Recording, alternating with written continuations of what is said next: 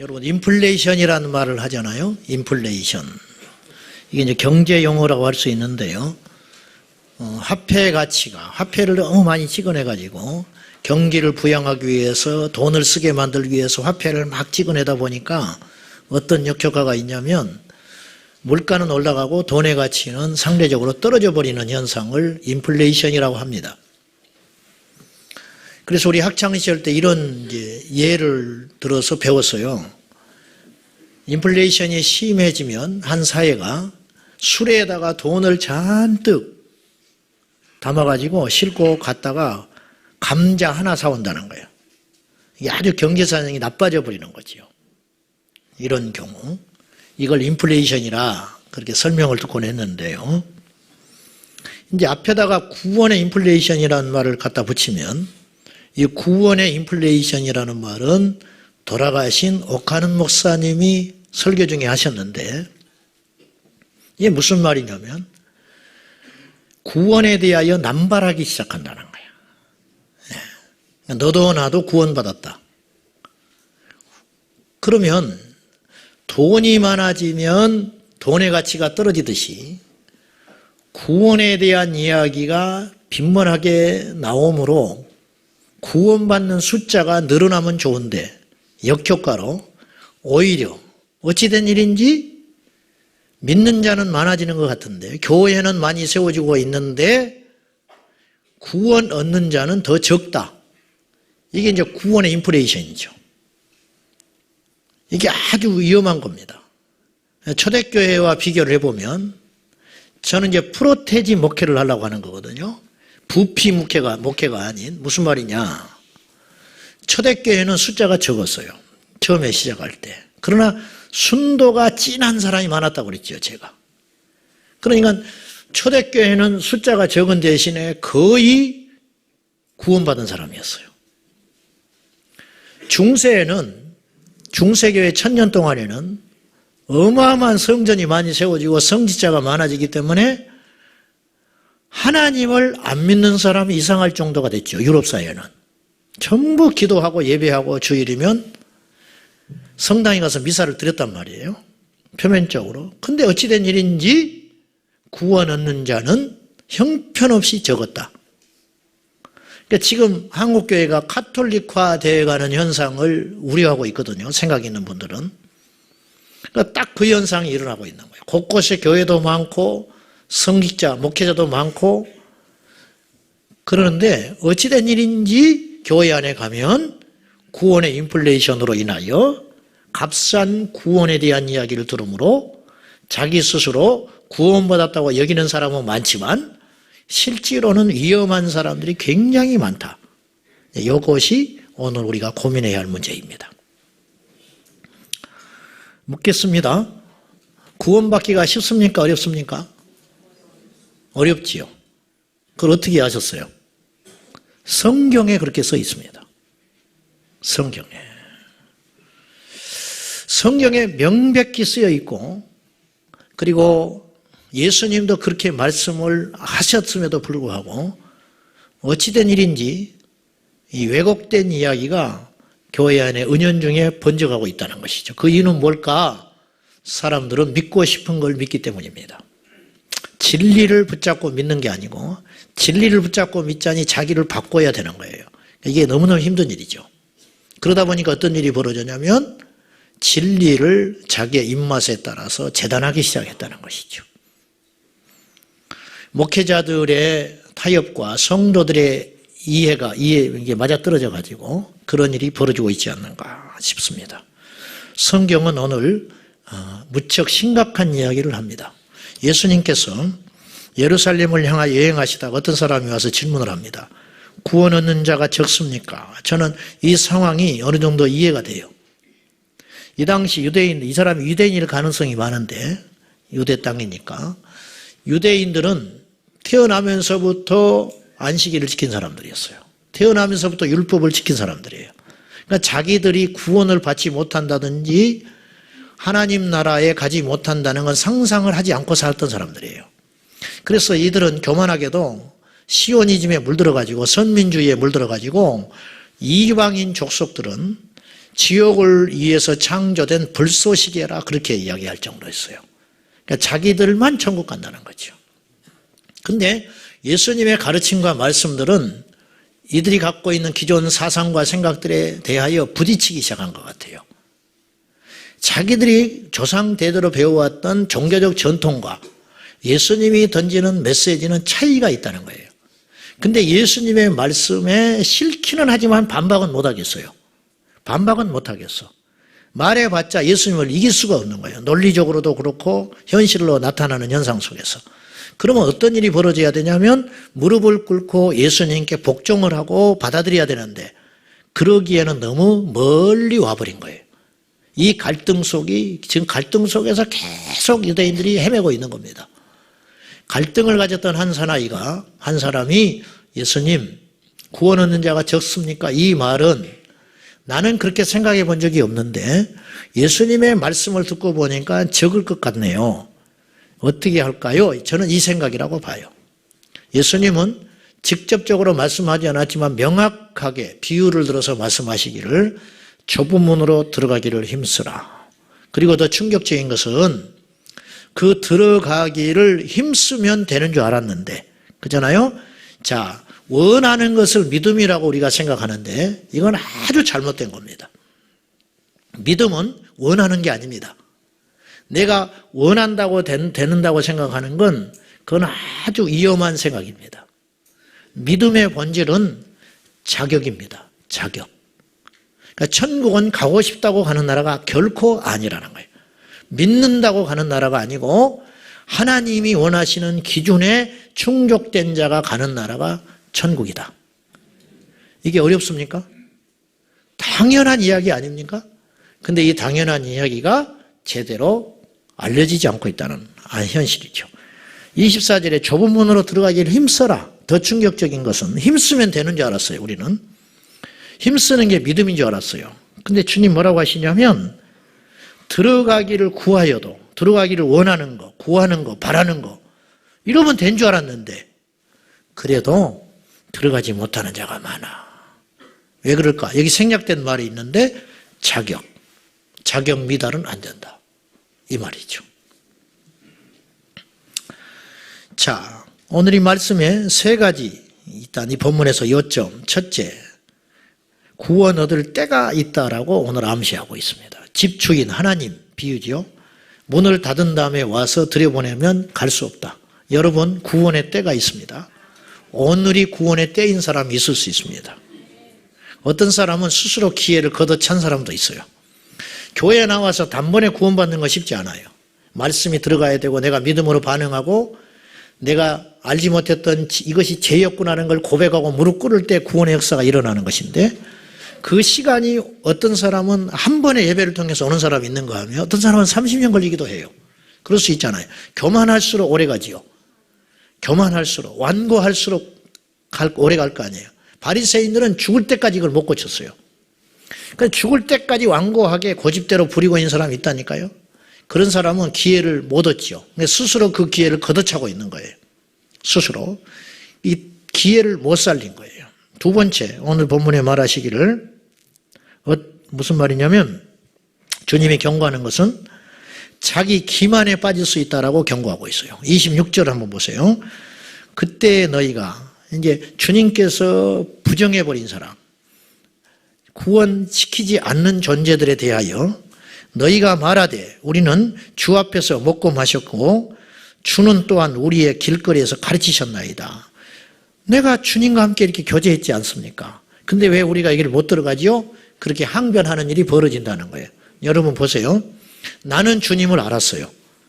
나는 교회를 다녔어요. 근데 주님은 우리를 몰라요. 여기서 모른다는 표현은 지식적으로 모른다는 표현이 아니고 주님이 모를 게 누가 있겠어요? 다 아시죠? 이 말은 뭐예요? 너는 자격이 안 된다. 모른다는 표현은 그런 뜻이죠. 이게 얼마나 무서운 일인지 아세요? 이게 이제 우리가 착각하는 굉장히 위험한 요소라는 거예요. 이 말씀을 오늘 우리의 말로 바꿔볼까요? 그렇게 어렵지 않습니다. 주님, 마지막 날에 하나님 앞에 심판대 섰을 때 버림받은 사람 중에 따지는 사람이 분명히 있을 거예요. 어떻게 따지느냐? 주님, 내가 모태신앙이에요. 내가 주의를 범한 적이 없는 사람입니다. 내가 교회에서 하나님 봉사 다 했습니다. 교회 건축할 때 내가 적지 않은 돈을 헌금을 했어요. 내가 출장 가는 것도 마다하고 내가 직장에서 불이익을 다니면서도 내가 주의를 지킨 사람이에요. 근데 주님이 저를 몰라요? 몰라. 그럴 수 있다니까요. 그러니까 이렇게 말하면 그러면 뭘 하지? 그렇게 여러분이 오해할 수 있는데 근본 첫 단추를 잘 끼라는 뜻이에요. 제 말은. 자기 기만에 속지 말아라. 속지 말아라. 세 번째는 구원의 역전 현상에 대하여 경고하고 있습니다. 자, 30절 이 말씀 잘 아시죠? 읽어봅시다. 시작. 보라, 먼저 될 자도 있고 먼저 된 자로서 나중 될 자가 있느니라 하시더라. 이 말씀을 우리가 어디다가 많이 갖다가 붙이냐면 믿음의 열심을 낼 때, 이 사람이 지금은 초신자지만 이거 무시하면 안 돼. 이 사람이 너보다 더 큰 믿음의 사람이 될 수 있어. 이렇게 표현하지요. 그러나 그 해석은 틀린 해석이라는 거예요. 우리가 성경을 해석할 때는 반드시, 그래서 이단이 나오는 것인데요, 한 구절 구절만 갖다가 따면 안 돼요. 전체 문맥 속에서 이 말씀 한 구절이 어떤 의미가 있고 예수님이 궁극적으로 무엇을 말씀하시려고 이 구절을 가져왔는가, 이걸 봐야 돼요. 이를테면 성경에 사망이라는 단어가 등장할 때 단순히 죽는 걸 사망이라고 표현할 수도 있고 지옥에 가는 걸 사망이라고 표현하기도 해요. 그러니까 그건 앞뒤 문맥을 반드시 봐야 그 뜻을 알 수 있어요. 그러니까 오늘이 이 본문도 마찬가지죠. 이 말씀은 지금 구원의 문제를 마무리하면서 이야기하셨죠. 구원 얻는 자가 적습니까? 그러니까 이 주제는 구원의 문제로 끌고 가는 거예요. 그래서 여기서 먼저 된 자가 나중 돼 버린다는 뜻은 구원에서 떨어져 버린다는 뜻이에요. 이 말은 그렇게 해석해야 되는 거예요. 동서와 남북으로부터 하나님 나라에 초대받아 참여하는 날, 모든 사람이 열방이 믿는 자나 안 믿는 자나 모두 다 심판대 앞에 서게 될 터인데, 문제는 그 중에 상당수는 믿음의 역전 현상, 중간에 믿음을 상실해 버렸다든지 아니면 나중에 뒤늦게 다시 회복을 하는 그런 현상들이 부지기로 일어난다. 그래서 현재 저와 여러분이 구원받았다고 할 때 긴장을 풀지 말고, 오늘 우리 중에 이제 막 교회 나왔다든지 초신자라고 할지라도 소망을 잃지 마라. 이렇게 우리가 이해해야 할 것입니다. 자, 구원의 인플레이션, 일종의 부풀리기, 값싼 구원의 남발로 인하여 일어나는 현상. 너도 나도 구원받았다, 너도 나도 교회 다닌다 하니까 우리도 모른 채 속을 수 있는 현상들이 세 가지가 있는데, 첫째, 이 위험성이 뭔가, 이 세 가지를 오늘 남은 시간 잠깐 나누겠습니다. 첫째는 구원의 인플레이션, 구원의 남발로 인하여 일어나는 현상 중에 하나가 자신의 구원을 점검할 기회를 원천 봉쇄에 당할 위험성이 있다는 겁니다. 자, 고린도후서 13장 5절에 보면은 한번 읽어봅시다. 시작.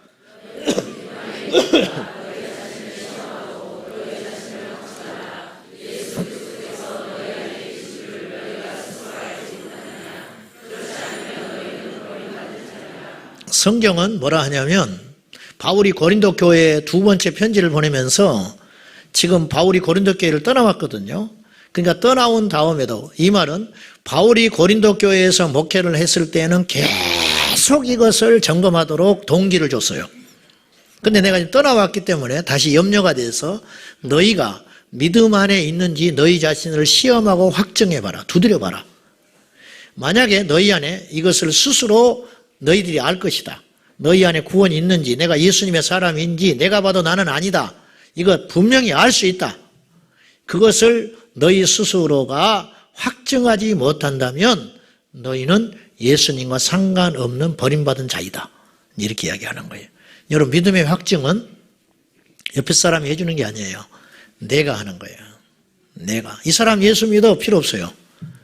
주는 그리스도시고 살아계신 하나님의 아들이며 내 인생의 전부를 걸 만큼 나의 가장 소중한 나의 인생의 주인입니다 라고 고백하는 것은 누가 해야 할 몫이냐면 내가 해야 할 몫이라는 것이죠. 그거를 점검해봐라. 거의 날마다 점검해봐라. 그렇게 성경은 요구하고 있는데, 구원의 남발로 인하여 무리 중에 같이 있다 보니까 그런 기회를 자기 스스로 갖지 못한 채 무리가 돼가지고 구원받은 무리 가운데 속하였다고 스스로 속을 수 있는 위험성, 이것이 있다는 것입니다.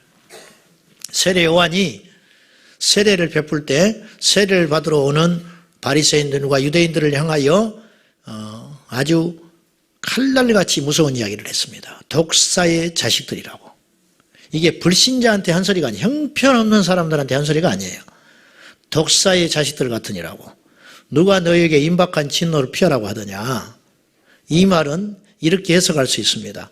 이 독사의 자식들 같으니 누가 하나님의 심판이 너희에게 예외가 된다고 말하더냐. 너희 스스로 지금 다 생각하기를 어떤 생각을 했냐면 속으로 우리가 아브라함의 자손이기 때문에 우리는 너끈히 천국 간다 그렇게 생각하고 있는데 착각하지 마라. 이미 도끼가 나무 뿌리에 놓여 있다. 너희들을 쳐버리려고. 지옥의 문이 열렸다. 그러니까 정신 바짝 차려. 내가 너희를 회개케 하려고 세례를 주러 왔어. 이렇게 이야기하는 거예요. 이 세례는 예식이 아니야. 내가 너희들에게 세례를 줌으로 너희의 죄성이 드러나고 하나님 앞에 완전히 깨져가지고 어찌할꼬 그렇게 고백해야 된다. 이렇게 기회를 제공하고 있는 거예요. 세례 요한도 왜 욕을 안 먹었겠어요? 거치네. 거기서 떠나간 사람이 없었겠어요. 결국은 그는 목베어 죽거든요. 목베임 당하여 죽는데 오늘 우리 교회에 세례 요한이 오면 뭐라고 표현을 할까요? 독사의 자식들 같으니라고. 누가 너희들더러 그렇게 쉽게 구원받았다고 하더냐? 너희들이 구원받았다고 자처하지만 열매가 있냐? 그렇게 물어볼 거예요. 세례 요한이. 그럼 우리는 열매를 보여줘야 돼요. 열매가 있냐고 말이에요. 열매. 교회를 다니는 건 열매가 아니에요. 그건 절대 열매가 될 수 없어요. 많은 사람들이 지옥에 가서 놀라게 될 것입니다. 죽은 사람들 중 대부분, 아니 100% 자신의 몸이 죽은 후에도 자신이 여전히 살아있음으로 인하여 깜짝 놀라게 될 거예요. 보세요. 자기는 스스로 죽었다고 생각했어요. 그래서 자살하는 거거든요. 끝내버린다고. 끝내는 건 아니에요. 그게. 자살은 시작이에요. 혹시 여기 그런 생각 갖고 있는지 모르겠는데 기억하십시오.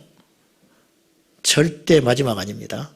그러니까 죽은 줄 알았는데 이 땅에서는 빠이빠이 하고 보냈는데 정작 죽은 자도 죽은 줄 알았는데 끝인 줄 알았는데 죽지 않았어. 멀쩡히 살아있는 거야. 왜? 영원히 살아있거든. 그 다음에 더 놀라운 것은 자기 스스로가 아주 많은 사람들이 지옥에 와 있는 걸 보고 두 번째 놀랄 거예요. 만약에 죽는 사람 중에 1%라도 지옥을 믿는 믿음이 있었다면 대비했겠죠. 근데 그 대비가 안 돼 있는 거예요. 그래서 지옥에 가는 거예요. 지옥은 누가 가는지 아세요? 지옥을 안 믿는 자가 지옥 가는 거예요. 지옥을 안 믿으니까 지옥 가는 거예요. 천국을 믿는 믿음만 복음이 아니에요. 지옥을 믿는 믿음도 복음입니다. 아멘입니까? 네. 이걸 알아야 한다니까요. 사랑의 하나님만 믿는 게 복음이 아니에요. 심판의 하나님도 믿어야 복음이 완성되는 것이에요. 완성되는 것이.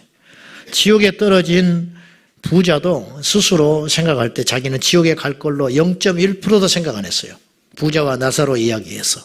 그런데 그는 충격에 휩싸이죠. 자기가 지옥에 올 줄은 몰랐거든요. 근데 지옥에 와버린 거예요. 많은 사람들이 목회자의 비리, 성적 추문, 그리고 교회 재정적인 이야기 이런 것들로 흔들리고 있는 줄 압니다. 그리고 뻔뻔하게 제가 말하지만은 교회에 와서 교인들의 모습에서 상처받고 실망했다고 교회를 스스로 아주 정당하게 등지는 사람도 있을 수 있습니다. 그런 사람들에게 제가 묻고 싶습니다. 지옥에 가서도 그 핑계가 통할 수 있을까요? 적절한 예인지는 모르겠지만 하나 이야기하겠습니다. 제 아는 목사님이 바닷가 출신이 있습니다. 바닷가. 그 바닷가 작은 어촌에 살았는데 전부 고기잡이하고 사는 사람들이에요. 그 마을의 남자 절반은 물에 빠져 죽었습니다. 옛날에 아버지, 할아버지 세대 거기 배 타러 가서 절반의 남자들이 죽었어요. 목사님 아버지도 죽었어요. 그래 얼굴을 몰라. 그러던 어느 날 자기 초등학교 때 자기 큰 형님이 배 타러 가서 또 죽었답니다. 실종. 장례를 치르고 어머니가 통곡을 하면서 내 새끼 한 놈이라도 또다시 배를 태우면 나는 인간이 아니다 그랬어요. 근데 3일 5일 지나니까 둘째 형이 배 타고 울면서 나가더랍니다. 왜? 굶어 죽을 수는 없잖아. 저는 그 이야기를 굉장히 인상 깊게 들었어요. 죽을지도 모르는 그 길을 살기 위해서 가는 거예요. 이런저런 핑계대지 마세요. 함부로. 정말로 예수 그리스도를 믿을 의지가 있다면 1순위가 믿음이 돼야 되는 거예요. 제가 뻔뻔한 이야기 한다고 했잖아요. 왜 시험 드냐고요. 그렇게 시험 들 만한 가치가 있는 것이 시험의 무게가 내가 지옥에 갈 만큼보다 큰다면 시험 드십시오. 그보다 크다면 시험 들라고. 내 주여 뜻대로 행하시옵소서를 찬송을 작사한 그 목사님이거든요. 감리교 목사님. 그분이 어느 날 추운 겨울날 산 넘어 신방 갔다 왔더니 동네에 불이 났더래요. 어린애들 둘 집에 남기고 갔어요. 자기 동네에 불이 나니까 불안해. 막 쫓아왔어. 가봤더니 자기 집이었어. 두 아들 주님의 일을 하러 밤늦게 추운 날 신방하러 갔는데 자기 두 아들 안에서 다 태워 죽어버렸어요. 하나님이 계시면 어떻게 이럴 수 있어. 그 자리에 주저앉아서 목사님이 부른 기도가 이거였어요. 내 주여 뜻대로 행하시옵소서. 나는 이걸 받아들일 수 없지만 아버지께서 하신 뜻이라면 받아들이겠다. 시험 들어요? 우리가 이 배부른 시대에 살고 있는 거예요. 이래가지고 핍박 어떻게 이기려고 그래요? 예배가 금지되는 세상에 오면 어떻게 이기려고 그래요? 예수는 감정으로 믿는 것이 아닙니다. 믿음으로 믿는 것입니다.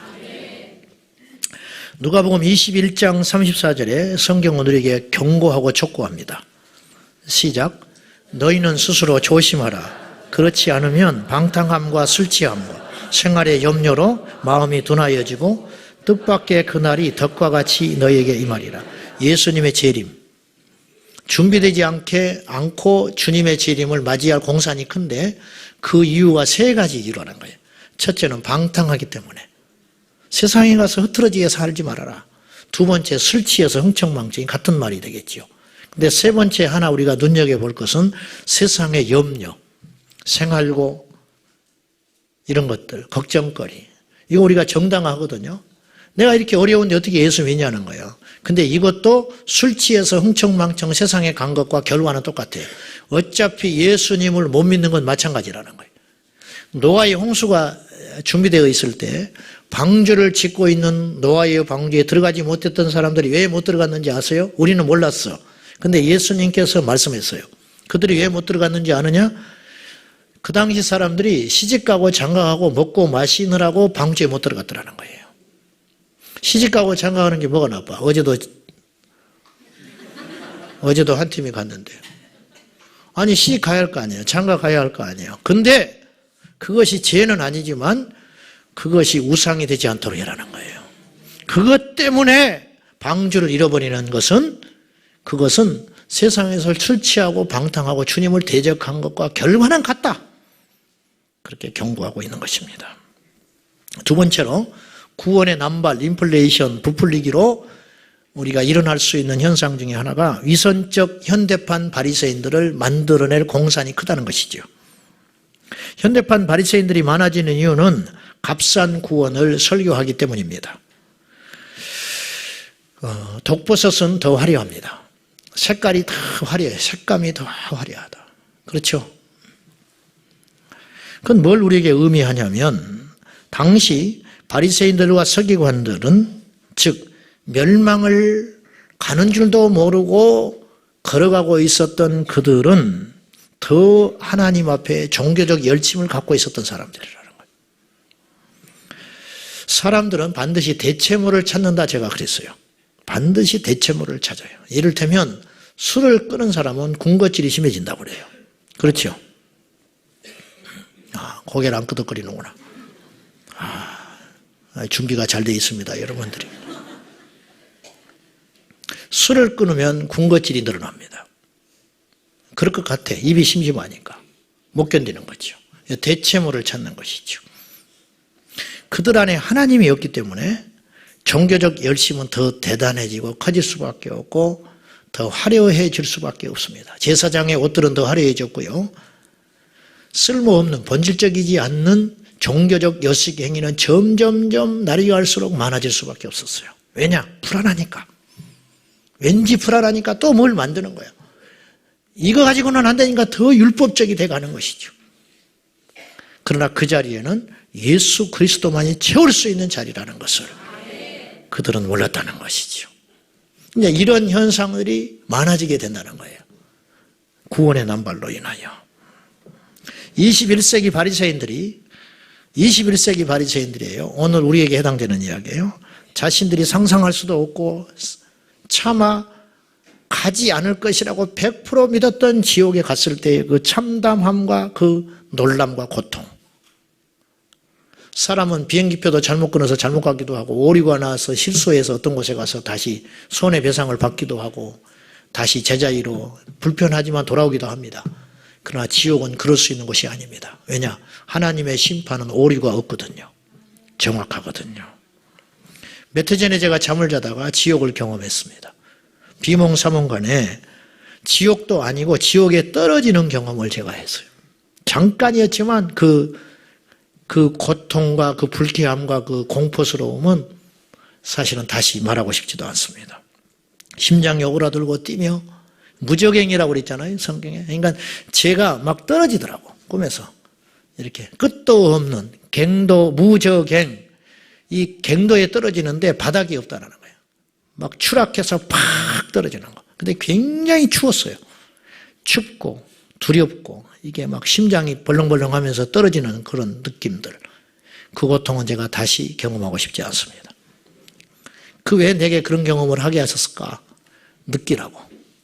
제가 표현을 다 못합니다. 근데 정작 지옥에 가는 길도 그렇게 두려웠는데 지옥은 얼마나 고통스러운 것일까? 말로 표현할 수 없습니다. 현대판 그리스도인들은 자신을 스스로 어렵다 여기는 경향들이 굉장히 크지요. 그리고 자신의 의 때문에 그렇게 표현은 하지 않지만 저부터서 그 의로 인하여 구원에 이를 수 있다고 착각하는 경향들이 굉장히 많다는 것이죠. 마태복음 5장에 예수님이 이렇게 말하셨어요. 이것도 사실은 감당하기 어려운 말씀인데 너희의 의가 바리새인들보다 결코 낫지 않으면 하나님 나라에 갈 수 없느니라. 이 말씀은 두 가지 해석이 가능해요. 두 가지 해석. 첫째는 문자 그대로 해석하는 게 가능해요. 너희의 의가 바리새인들이 금식하고 바리새인들이 구제하고 바리새인들이 기도하고 하는 그런 수준을 뛰어넘어야 그 수준을 뛰어넘어야 겨우 천국에 갈 수 있는 것이다. 이걸 충족시킬 수 있는 사람이 우리 중에 아무도 없어요. 사실은. 두 번째 해석이 가능한 것이 있는데 너희의 의가 그들의 의보다 낫지 않으면 하나님 나라에 갈 수 없다는 뜻은 바리새인들이 갖고 있었던 치명적 의는 뭐냐면 자기들이 행한 율법의 결과물로서 갖추어진 의, 내가 안식일을 지켰기 때문에 천국 가고 내가 11조 예물을 철저히 드렸기 때문에 구원을 받고 그랬다고 하는 그런 의, 자기만의 의가 있잖아요. 이 의를 뛰어넘는 예수의 의, 즉 주님 나는 죄인입니다. 선한 것이 하나도 없습니다. 저는 쓰레기 같은 존재입니다. 이것을 인정하고 나 좀 살려주세요. 무릎 꿇는 그 사람에게 위로부터 주님이 주시는 예수의 의가 있는데 그 예수의 의를 덧입는 사람만이 그들의 의를 뛰어넘어 진정한 의를 입고 하나님 나라에 간다. 그것이 우리에게 복음이 되는 것입니다. 근데 이 복음이 우리의 것이 되기 위해서는 반드시 전제 조건이 있는데 우리의 의, 즉 바리새적 요식행위와 종교적 열심의 나불행위를 완전히 포기하고 버려야 된다는 거예요. 교회를 다니지 말라는 뜻이 아니에요. 기도를 하지 말라는 뜻이 아니에요. 찬양대 봉사를 하지 말라는 뜻이 아니에요. 철저히 죽어지고 낮아져서 하나님 앞에 하나님의 원리대로 섬기고 봉사하라는 뜻이에요. 내 의로 하지 마라. 내 의로 하고 있다는 증거가 있는데 그것만 부딪힘, 갈등이에요. 갈등, 공명심. 이것이 내 의예요. 내 의를 가진 사람은 반드시 본전이 드러날 수 있어요. 그 사람은 이유를 막론하고 예수의 의가 아닌 자신의 의로 똘똘 뭉쳐져 있는 사람. 왜 섭섭하냐고 말이에요. 주의 일을 하는데 나는 너무너무 이해가 안 가. 섭섭할 이유가 어디에 있냐 그 말이에요. 응? 섭섭할 이유가 어디가 있어. 죄인인데. 응? 죄인인데 주면 감사하고 써주시면 감사하고 살아있으면 감사한 것이지 뭐가 더 필요하냐 그 말이에요. 그 사람이 하나님의 선물을 받는데 예수의 의를 선물로 받는다. 그리고 그 의를 입는 사람이 바리새인의 의를 뛰어넘는 진정한 의를 갖고 있기 때문에 하나님 나라에 넉넉히 들어가느니라. 할렐루야. 그러니까 여러분들이 바리새의 의를 버리고 예수의 의를 입었다는 증거가 있어야 한다는 거예요. 그것이 뭐냐? 삶의 열매로 나타나야 한다는 것이죠. 한번 따라하세요. 주님, 나는 선한 것이 하나도 없습니다. 날마다 이 고백이 있어야 한다는 거죠. 자주 하라는 뜻이 아니죠. 자주 하라는 뜻이 아니에요. 어떻게 그런 사람이 교만할 수 있으며 그런 마음을 가지고 살아가는 사람이 어떻게 함부로 판단할 수 있으며 어떻게 남자가 여자를 보고 음욕을 품고 여자는 남자를 보고 음욕을 품으며 어떻게 그 의를 가진 자가 해가 지나도록 분을 품고 있겠느냐. 결국 그건 뭐냐? 교만의 증거요. 자신의 의로 너끈히 그렇게 말은 하고 있지 않지만 속고 있는 거예요. 자신의 의로 너끈히 천국에 갈 수 있다고 스스로를 인정하고 있는 꼴이라는 거예요. 그런 사람에게는 어떠한 자기 목숨을 다하여 주의 일을 한다 할지라도 그 사람은 비참하게 버림받게 될 것이다. 그 사람에게는 예수의 의가, 예수님의 의가 들어올 틈이 한 틈도 없기 때문이라는 것이죠. 이해되면 아멘 하십시오. 마지막으로 구원의 인플레이션에 속은 자들은 자신이 그래서 악한 죄인인 것을 절대 인정하지 않습니다. 성경은 우리가 뭘 잘못해서 죄인이라고 말하지 않습니다. 아무것도 안 해서 죄인이라고 말을 합니다. 아무것도 안 했기 때문에 우리가 죄인인 거예요. 즉 예수 그리스도를 구주로 받아들이지 않은 결과 우리는 죄인인 것입니다. 우리가 날마다 샤워합니다. 요새는 살기 좋아져서 날마다 샤워하죠. 아침에도 샤워하고 오셨죠. 저녁에 또 샤워하시죠. 아침에 샤워했다고 저녁에 때를 밀면 때가 안 나올까요? 나는 체질이 이상한가 봐. 팔을 씻을 때마다 때가 나와. 이 더러운 놈이라 그러는 거예요. 이게 육신의 때도 날마다 나와요. 육신의 때도 날마다 나와.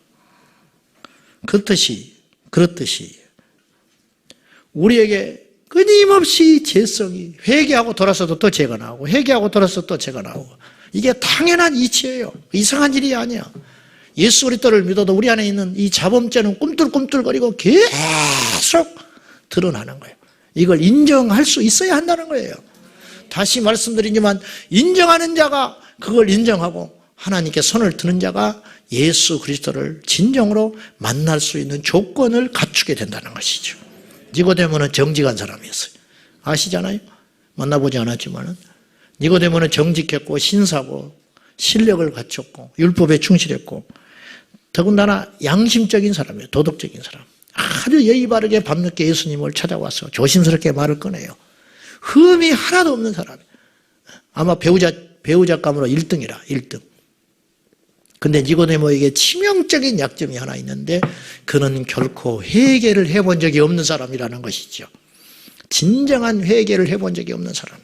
그래서 괴로워서 주님을 찾아온 거예요. 그래서 주님이 답을 가르쳐줘요. 네가 거듭나지 아니하면 하나님 나라에 갈 수 없느니라. 두 번째 태어나려면 어떻게 해야 되냐? 처음에 내 인생은 죽어야 된다는 것이죠. 그 죽음, 그 십자가를 통과하여 갈라디아서 2장 27처럼 내가 그리스도와 함께 십자가에서 죽지 아니하면 부활의 영이 내 안에 오셔서 나를 의롭게 할 수 없다. 당연한 이치죠. 당연한 이치. 결론입니다. 구원의 인플레이션 현상에 미혹되지 마십시오. 성경은 단 한 절 구절도 구원이 쉽다고 말씀하신 적이 없으며 예수님도 그리 말씀하신 적이 없고 오히려 구원의 길은 협착하고 좁고 어렵고 까다롭고 구원 얻는 숫자가 턱없이 적다라는 경고, 이 경고를 우리가 심대하게 듣고 우리 모두가 우리의 교만과 아직과 그것들을 다 내려놓고 어찌할꼬 어떻게 하면 살겠습니까? 그러한 결단이 오늘 저와 여러분에게 있기를 축복합니다. 어쩌면 우리 안에 알곡보다 가라지가 더 많을지 모릅니다. 어쩌면 저를 포함해서 한국교회 목회자들 중에 참 목자보다 싹군이 훨씬 많은 시대에 우리가 살고 있는지 모르겠습니다. 주변에 거듭나지 못한 사람들이 너무 많기 때문에 안심을 하고 살아가는지 모르겠습니다. 위험합니다. 성경으로 돌아가십시오. 예수님의 말씀으로 돌아가십시오. 기도하겠습니다. 하나님, 오늘 이 시대에 널리 퍼져 있는 구원의 인플레이션 현상에 우리도 모른 채 젖어서 아니라고 나태하게 살아가는지 모르겠습니다. 주여, 오늘 성령께서 우리를 각성시켜 주셔서 나도 언제든지 구원받지 못한 상태로 버림받을 수 있으며 또한 내가 아직도 구원받지 못한 상태일 수 있다는 것을 정확한 말씀을 통하여 우리가 인정하고 어찌할꼬 주님께 무릎 꿇게 하여 주시옵소서. 예수께로 다시 나오게 하옵소서. 예수님의 이름으로 기도하옵나이다. 아멘.